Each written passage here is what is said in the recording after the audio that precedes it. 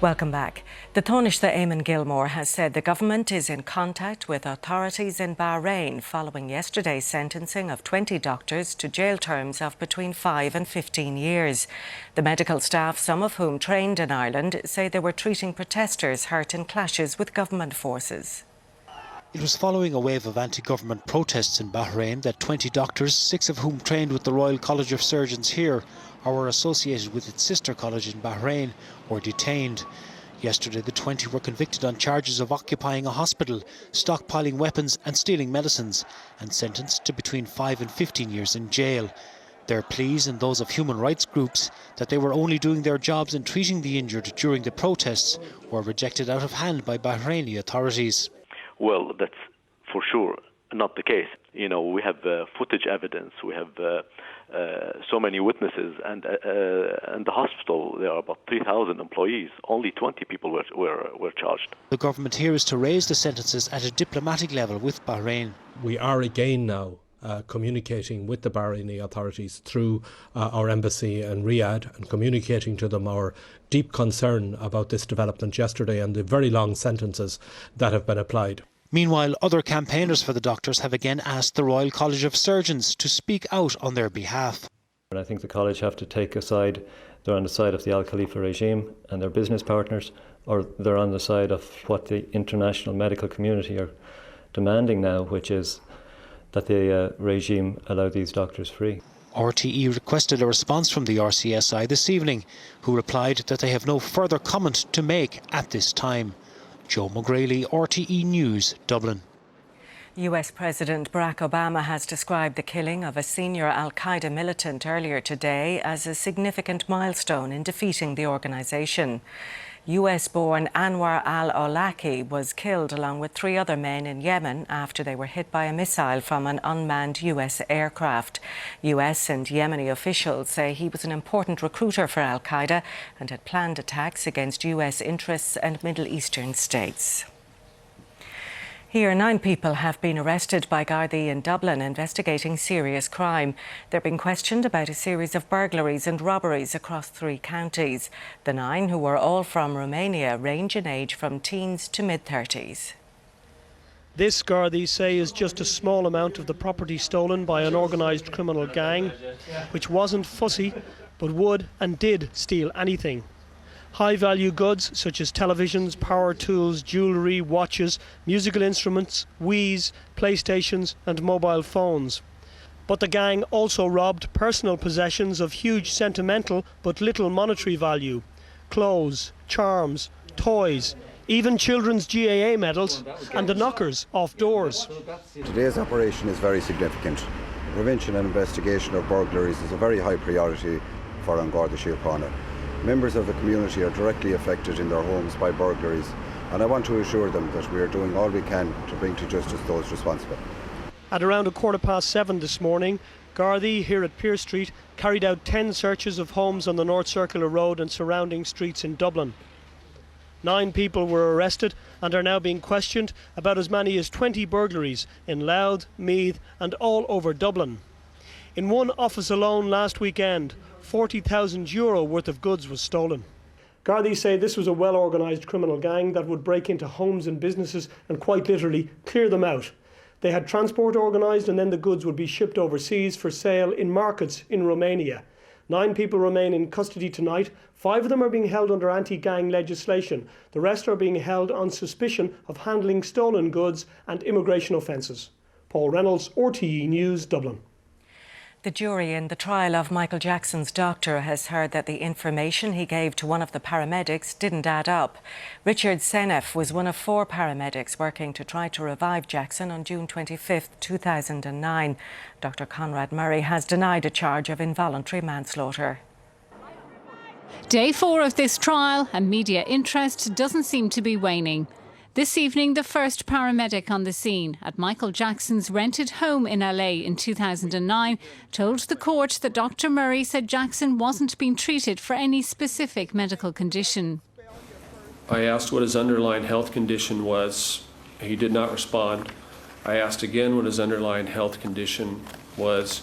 He did not respond, and then I think it was the third time he said nothing, nothing, he has nothing.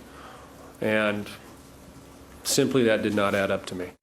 Mr. Seneff, who has worked as a firefighter paramedic for 27 years, told the court that emergency crews had responded to the 911 call within roughly 5 minutes, but that he felt this didn't correspond with the condition he found Mr. Jackson.